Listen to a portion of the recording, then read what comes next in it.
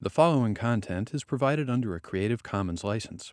Your support will help MIT OpenCourseware continue to offer high-quality educational resources for free. To make a donation or view additional materials from hundreds of MIT courses, visit MIT OpenCourseware at ocw.mit.edu.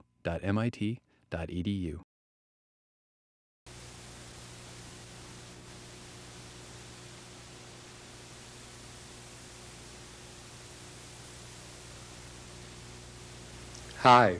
I was just thinking of a story that came to mind about the woman who went on vacation, and she said, we went to Majorca, and her friend said to her, "Where's that?" And she said, "How should I know? We flew." And today we're going to fly through matrix algebra.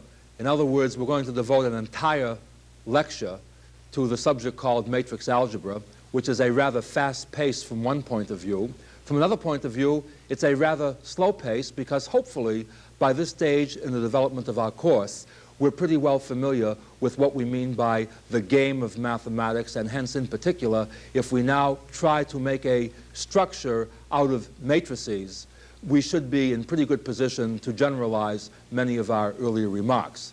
Let me say at the outset that whereas matrices in general can be m rows by n columns, the interesting case occurs when m and n are equal. In other words, the interesting case is when a matrix has the same number of rows as it has columns.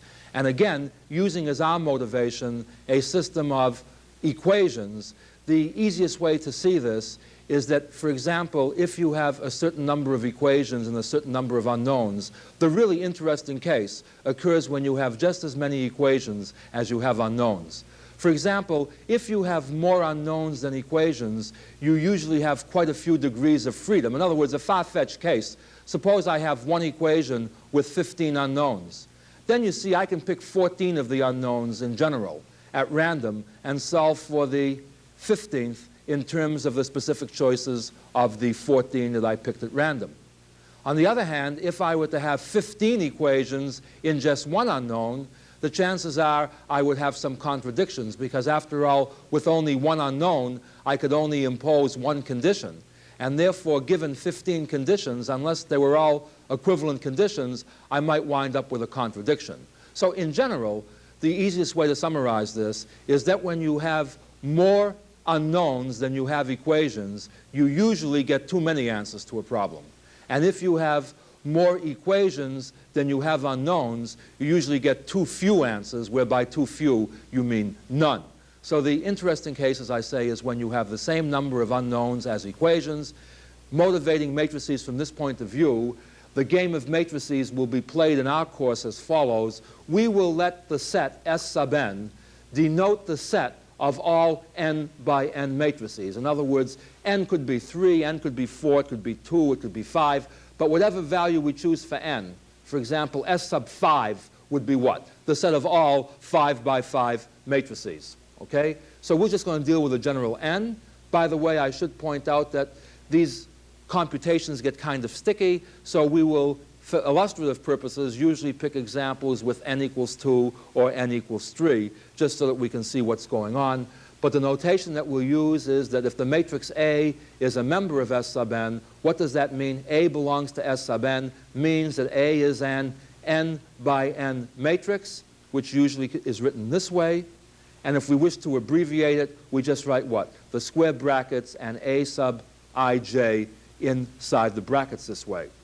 Now again, keep in mind that to play any game, it's not enough to have the equipment. We have to have the rules, which defines for us how the terms behave. So we're going to define equality of two matrices as follows. Given the two matrices A and B, we will define them to be equal if and only if, entry by entry, they happen to be equal. In other words, the term in the ith row, jth column of the first matrix has to be the same as the term in the ith row, jth column of the second matrix for all possible values of I and j. And again, if you want to motivate why we choose this kind of a definition, even though definitions do not have to be defended, notice that as soon as you change some of the coefficients, if you change even one coefficient of an equation, given n equations with n unknowns, As soon as you change one of the coefficients, you've changed the system of equations. Therefore, for the systems to be exactly equal, you want what? Term by term equality. And correspondingly, to add two n by n matrices, in other words, to add the matrix A to the matrix B, we define the rule to be what? That the sum of these two matrices is the matrix C, where each element of C is obtained by the term-by-term addition of the elements in A and B. In other words, we add two matrices by adding them entry by entry. In other words, we add the two entries in the first row, first column, to obtain the entry in the first row, first column of the sum, etc. In other words, we add term by term. As far as multiplication is concerned, and again, this is the point I was making in the last lecture, and which I like to keep re-emphasizing because it's very important, one would like to say something like, gee, you know, it was very natural to add two matrices term by term. Why don't we multiply them term by term? And the answer is certainly you could have made up a game of matrices in which the product of two matrices was obtained by multiplying the matrices term by term. However, if we keep in mind what problem we want matrix multiplication to solve, in other words, notice now we are playing the game of matrices the way the real-life scientist plays games, not the way the abstract mathematician plays games. You see, in mathematics, what we essentially say is, let's make up the rules, and we'll worry about models that obey the rules later. In real life, we say, let's look at a model that we need, a physical, realistic model. And then, based on the properties that this model has, let's make up the abstract rules that govern the system.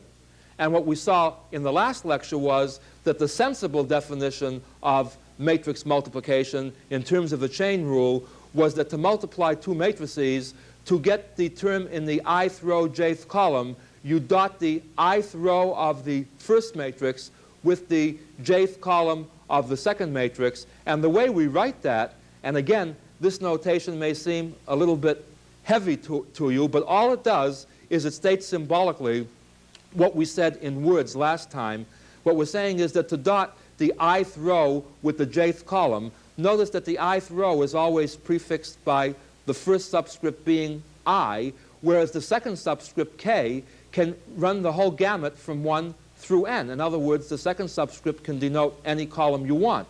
Correspondingly, to indicate that you've stayed in the jth column, the row can be arbitrary, and that means again that the subscript k, denoting the row of the B matrix, can run the full gamut from 1 to n. In other words, this formal setup here simply says, in mathematical, concise language, the statement that we said verbally before, namely to find the ijth term in the product, dot the ith row of the first matrix with the jth column of the second matrix. And again, I suspect that the easiest way to see all of these things is in terms of a specific example. And again, the simplest example I can think of will involve the 2 by 2 case, n equals 2. So by means of illustration, let A be the 2 by 2 matrix, all of whose entries are 1. Let B be the 2 by 2 matrix, all of whose entries are 1, except in the first row, second column, the entry will be a 2. All right? Now, my first claim is that in terms of our definition of equality, matrix A is unequal to matrix B. Why is that? Well, notice that they differ in the what? First row, second entry. In other words, A sub 1, 2, the entry of the A matrix in the first row, second column, is 1, whereas the entry of the B matrix in the first row, second column, is 2. Don't say, gee, they look equal almost, because 3 out of the 4 match up. Remember, equality by definition says what? Entry by entry. 3 out of 4 isn't good enough. It has to be all 4. Therefore, this matrix A is not equal to matrix B. How do we add two matrices? Well, to add them, we said that we would add them entry by entry. Therefore, the first row, first column of the sum should be obtained by adding the first row, first column terms in each matrix together, etc. And just going through this quickly, we would get what? 1 plus 1 is 2. 1 plus 2 is 3. 1 plus 1 is 2 again. 1 plus 1 is still 2 over here. In other words, A plus B in this case would be the 2 by 2 matrix 2, 3, 2, 2. All right? Now, how do we multiply the two matrices, A and B? Remember what the rules were for multiplication. To multiply A by B, to find the term in the first row, first column, we dot the first row of A with the first column of B. That gives us 1 times 1, which is 1, plus 1 times 1, which is also 1. The sum is therefore 2. So the entry in our first row, first column is a 2. To find the entry, which turns out to be 3, in the first row, second column, how do we do that? We dot what? We want what? First row, second column. We dot the first row of A with the second column of B. We get 1 times 2 plus 1 times 1. 2 plus 1 is 3, etc. Carrying out the details, the matrix A multiplied by the matrix B in this case would be the matrix 2, 3 in the first row, 2, 3 in the second row. By the way, B times A would involve what? Writing the matrix B first, followed by the matrix A, and leaving the details for you just to check out for yourselves. Notice, well, let me just do one for you. Suppose I wanted to see what was in the first row, first column here. I would have to do what? Dot the first row of B with the first column of A. The first row of B with the first column of A. That gives me 1 times 1 plus 2 times 1, which is 3. And by the way, even if I went no further here, notice that that already tells me, in this case at least, that AB is unequal to BA. Why is that? Because the entry in the first row, first column of AB happens to be 2. The entry in the first row, first column of BA happens to be 3, and we've already seen that for two matrices to be equal, they must be equal entry by entry, and they're already unequal in the entry in the first row, first column. So notice, by the way, that matrix multiplication need not be commutative. And you see, this is a glaring distinction between matrix multiplication and numerical multiplication, where when we multiply two numbers, the product does not depend on the order in which they're written. But when we multiply two matrices, our definition is such that the product does depend on the order in which they're written.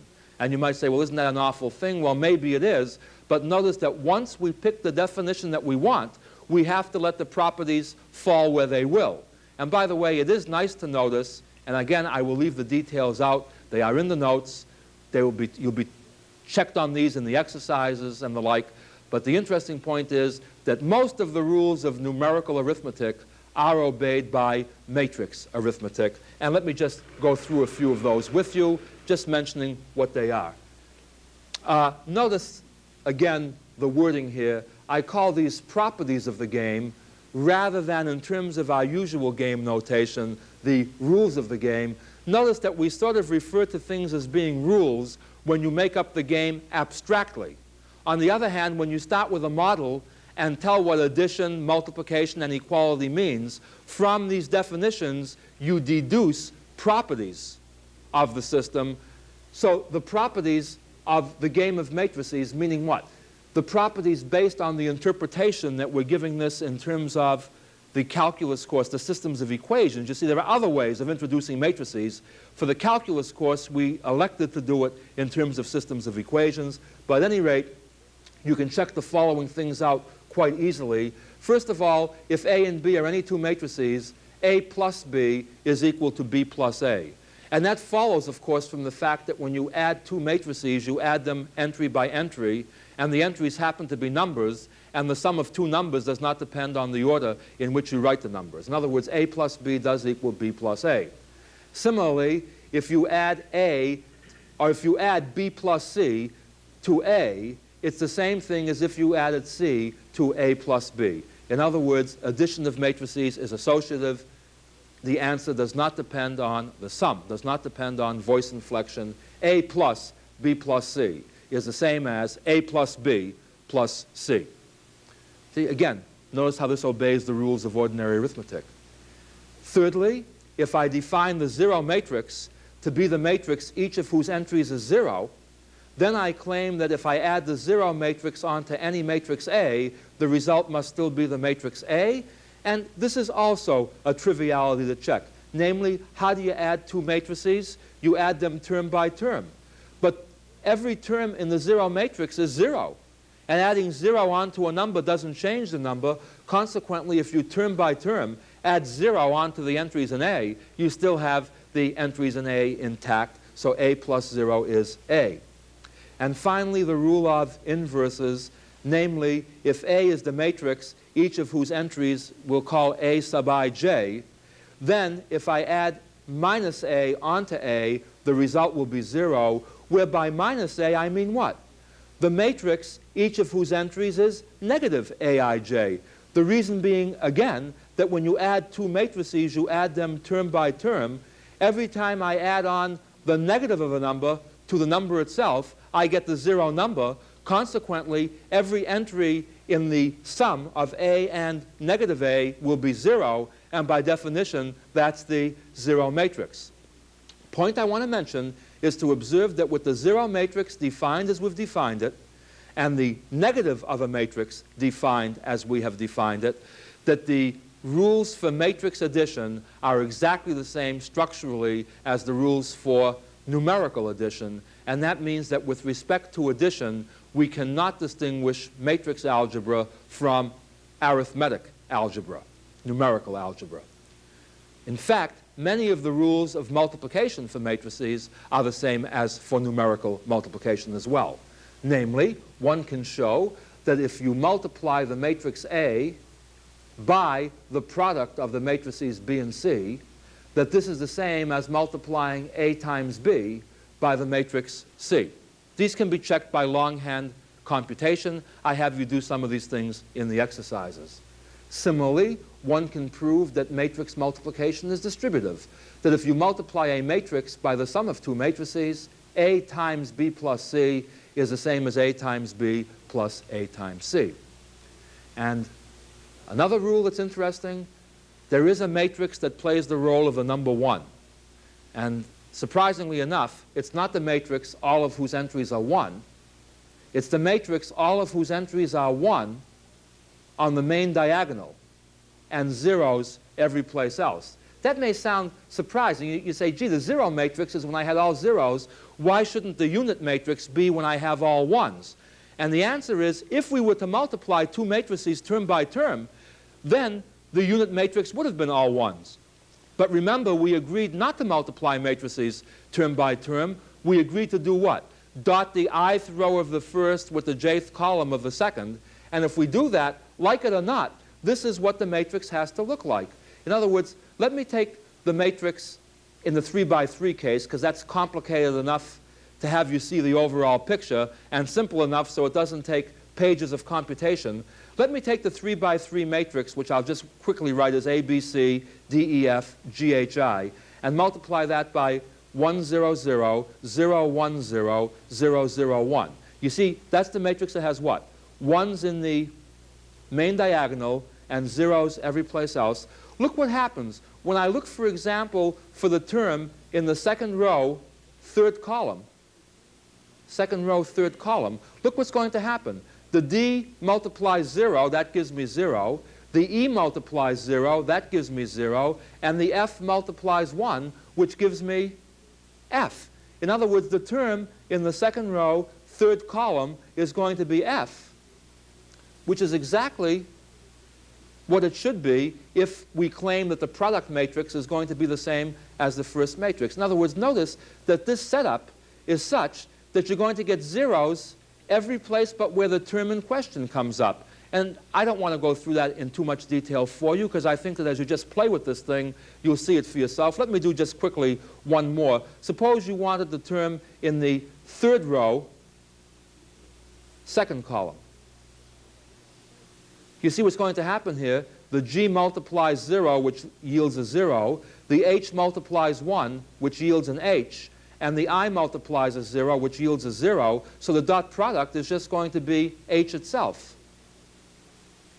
as it should be. And so you see, what I'm saying is, by my definition of matrix multiplication, if I define the matrix I sub n to be the matrix, each of whose entries is 0, except on the main diagonal they're 1. Another way of writing that is that in fact, we could write it this way. The entries, let's call this delta ij. And what you're saying is that delta ij is 0 when I is unequal to j, and it's equal to 1 when I equals j. And what we're saying is that if you define I sub n to be that matrix, if you multiply A by I sub n, it's the same as multiplying I sub n by A, and the result will always be A. By the way, one of your first objections might be, isn't this redundant? Why do you have to write that A times I sub n is the same as I sub n times A? Well, recall that in our first example, we showed that A times B did not have to be the same as B times A. In other words, note that this remark that A times I sub n equals I sub n times A is not redundant. In general, the product of two matrices depends on the order in which they're written. And that leads me then into my next subtopic, and that is, where is matrix algebra different from numerical algebra? In other words, what are the differences between matrix algebra and the usual algebra? We've already seen one difference. One difference is that AB need not equal BA. In other words, I could find A and B such that A times B equals B times A, but in general, given A and B at random, there is no reason to presuppose that A times B has to equal B times A. And again, there are plenty of drill exercises on this particular point. The second major difference between this and numerical arithmetic is the existence of inverses. In other words, given a matrix A, which is not the zero matrix, the matrix called A inverse need not exist. Now, what do you mean by A inverse? The inverse of a number means a number such that when you multiply it by that given number, you get 1.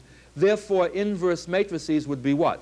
A inverse would be that matrix such that when you multiply it by A, you get the identity matrix I sub n. In other words, the matrix that has zeros every place except ones on the main diagonal. And what I'm saying is that whether we like it or not, it turns out that given the matrix A, you cannot always solve the matrix equation A times X equals I sub n. In other words, what it means in terms of equations is given n equations and n unknowns, you may not always be able to invert the equations. In other words, given the y's in terms of the x's, it's not always possible to solve uniquely for the x's in terms of the y's. Again, I'm just trying to give you an overview here, so a more detailed remark or explanation about what I'm saying will be in the notes and in the exercises. But the key point is that not all matrices are invertible. And again, the easiest way to see this is to explicitly go into a 2-by-2 matrix and take a look. Let's take here as an example the 2-by-2 matrix 1, 2, 2, 4. Let X be the matrix X sub 1, 1, X sub 1, 2, X sub 2, 1, X sub 2, 2. Now, I know how to multiply two matrices. I multiply A times X. I obtain the matrix written down over here, X sub 1, 1 plus 2X sub 2, 1, 2X 1, 1 plus 4X 2, 1, etc. I sub 2, by definition, is the matrix 1, 0, 0, 1. And to say that A sub X equals I sub 2 means that this matrix, term by term, must be the same as this matrix. In particular, if we just focus, let me just get a piece of chalk over here. If we just focus our attention on this having to be the same as this, and this having to be the same as this leads to the fact that X sub 1, 1 plus 2X sub 2, 1 has to equal 1.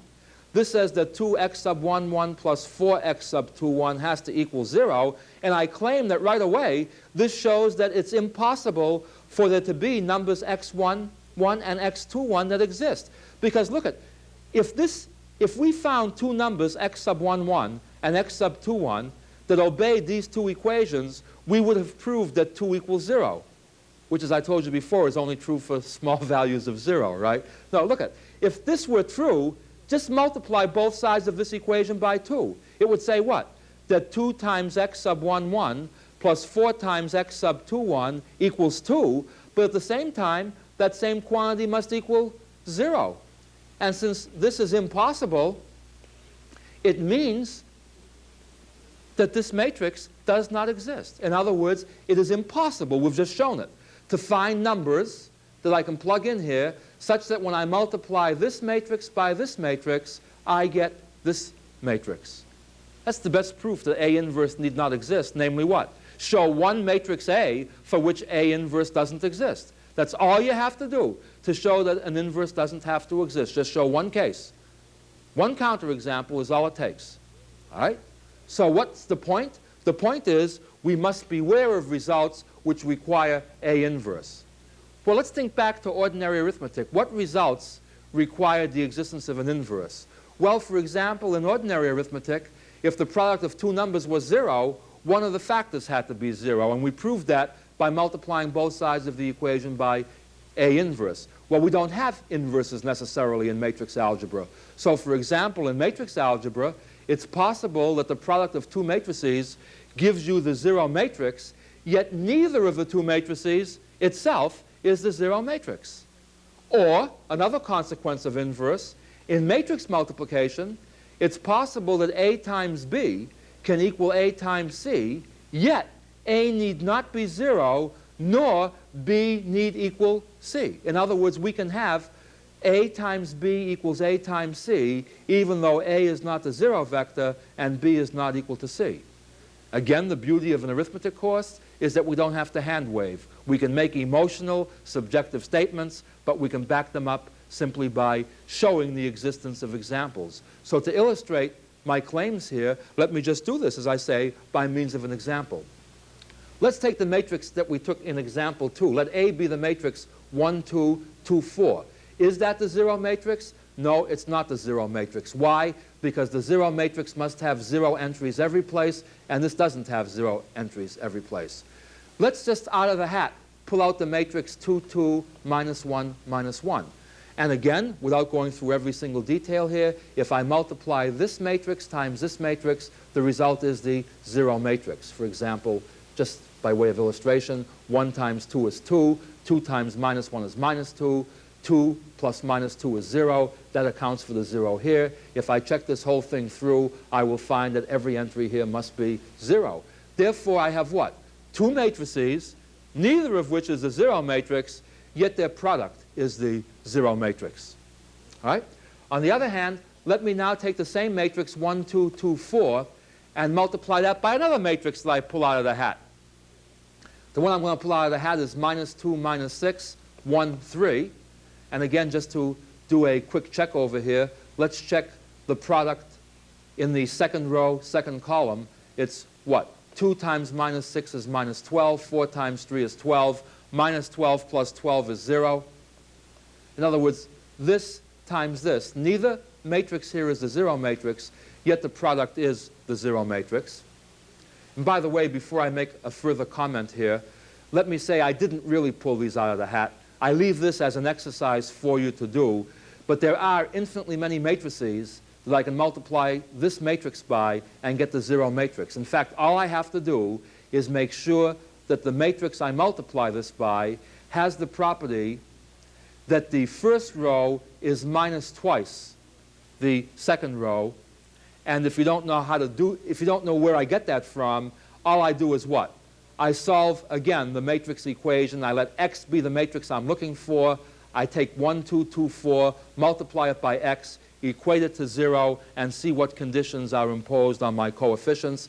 Again, this is not the point of our overview here. You can do that in the homework exercises, in the reading material. But the key point is, what I have done is what, as far as this is concerned? Look at these two examples. This matrix times this one is the 0 matrix. This times this is the 0 matrix. Therefore, this times this is the same as this times this. Notice that this term equals this term, right? And what I'm driving at is that here is a case where this is not the 0 matrix. The second factors are not equal to each other. You see, this matrix does not equal this matrix. Yet when I cancel this, I cannot conclude that this matrix equals this matrix. In other words, here I have what? A times B equals A times C, yet A is not the 0 matrix, and the matrix B is not equal to the matrix C. And so what have I proven? I've proven that it is not necessarily true that for matrices, when it comes to cancellation of factors when you're multiplying, that you can take the same liberties that you can in numerical arithmetic. And this is a very troublesome thing. This bothers people. It means that we have to be particularly careful when we do the arithmetic of matrices to make sure that we're dealing with what? Invertible matrices. What it means again is that if the system of equations that the matrix is coding is such that the matrix does not have an inverse, it means that somehow or other we cannot invert the system of equations. And so what we do in the study of matrix algebra is we single out a particularly important subset of the matrices. Namely, we have a special interest in those matrices A for which A inverse exists.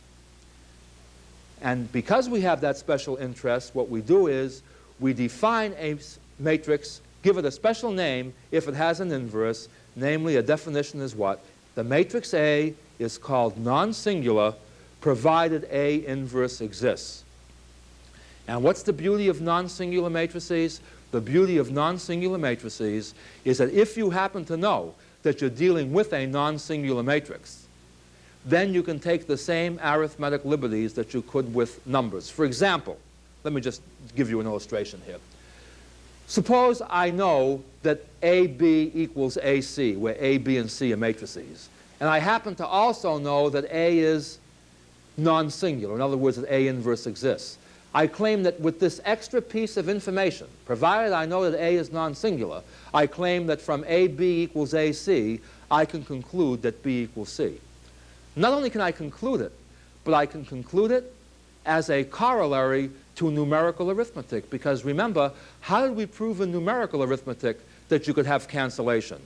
All it required was that the number being canceled had to have an inverse. I can parrot the proof word for word. Namely, I'm given that AB equals AC. I say, okay, I will therefore multiply both sides of the equation by A inverse. How do I know I can multiply by A inverse? Well, all I need to know is that A inverse exists. But how do I know then that A inverse does exist? Well, I said that A is non-singular, and by definition that means that A inverse exists. So I multiply both sides by A inverse. Now, I also know that multiplication is associative. That's one of my rules of the game. So I switch the voice inflection, the parentheses. In other words, the fact that this is true means that this is true. See, I just switched the voice inflection. But by definition, what property does A inverse have?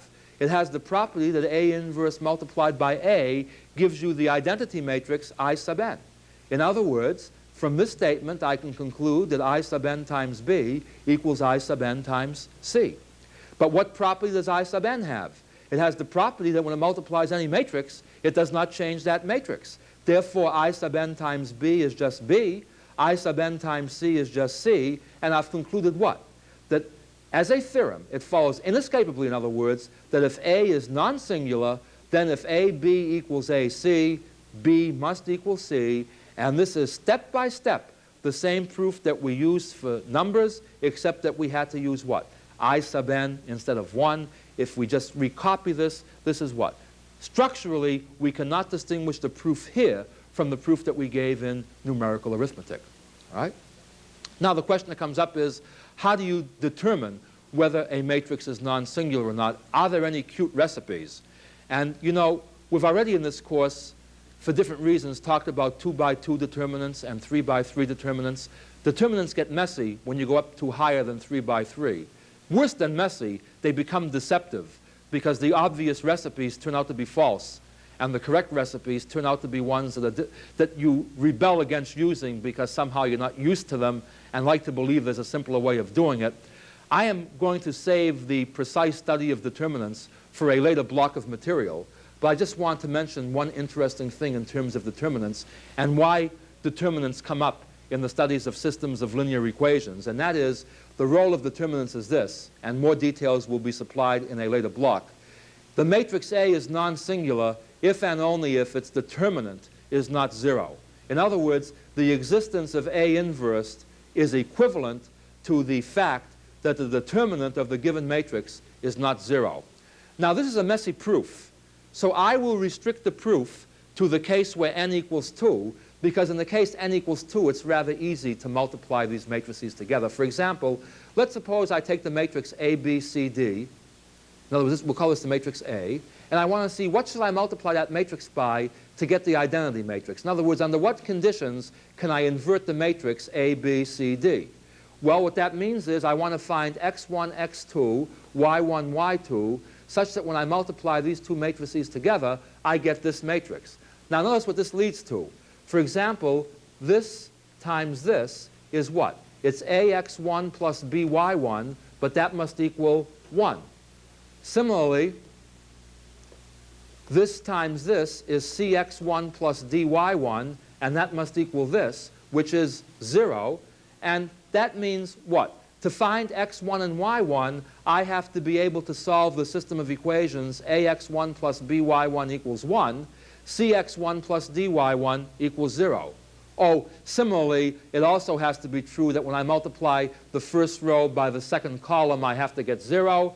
The second row here by the second column here, I have to get 1. That also gives me this system of equations. Notice, by the way, that the matrix of coefficients on both of these two systems is the same. The matrix of coefficients is what? In both cases, the matrix of coefficients is A, B, C, D. Now, here's the point. In order to get a unique solution here, remember, both of these two equations, each of these two equations represents the equation of a straight line. The only way you can get one and only one solution is when the straight lines are not parallel. You see, if the two straight lines are parallel, if they're different straight lines, there are no intersections. And if they happen to coincide, you have infinitely many intersections. So the only time you're in trouble here is if these two lines happen to be parallel. Algebraically, that says what? That the ratio B over A is the same as the ratio D over C. In other words, the unique solvability of these systems of equations requires only that B over A be unequal to D over C. Well, another way of saying that is what? That A times D minus B times C be unequal to 0. But what is AD minus BC? AD minus BC is the determinant of the matrix ABCD. In other words, in the 2 by 2 case, the matrix is invertible if and only if its determinant of coefficients is not 0. At least that proves it for the 2 by 2 case. Let's check it out in a couple of examples. Let's go back again to our old friend from examples 2 and 3. Let A be the matrix 1, 2, 2, 4. The determinant of coefficients is 1 times 4, which is 4, minus 2 times 2, which is also 4. 4 minus 4 is 0. The determinant of A is 0. Therefore, according to our theorem, A is singular. By the way, I guess I've slipped here. I haven't defined what singular means. I think it's rather obvious. Singular is an abbreviation for non-singular. In other words, if a matrix, if it's false that the matrix is non-singular, then we call it singular. In other words, A does not have an inverse because its determinant is 0, and this checks with our previous result when we showed that A inverse didn't exist. Okay? Let me pick one more example to conclude today's lesson with. Let's take the matrix A now to be the matrix whose first row is 5, 4, and whose second row is 7, 6. Then how do we find the determinant again? It's 5 times 6, which is 30, minus 7 times 4, which is 28.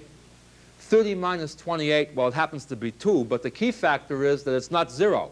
In other words, the determinant of A is not 0. Therefore, according to our general theory, A inverse exists.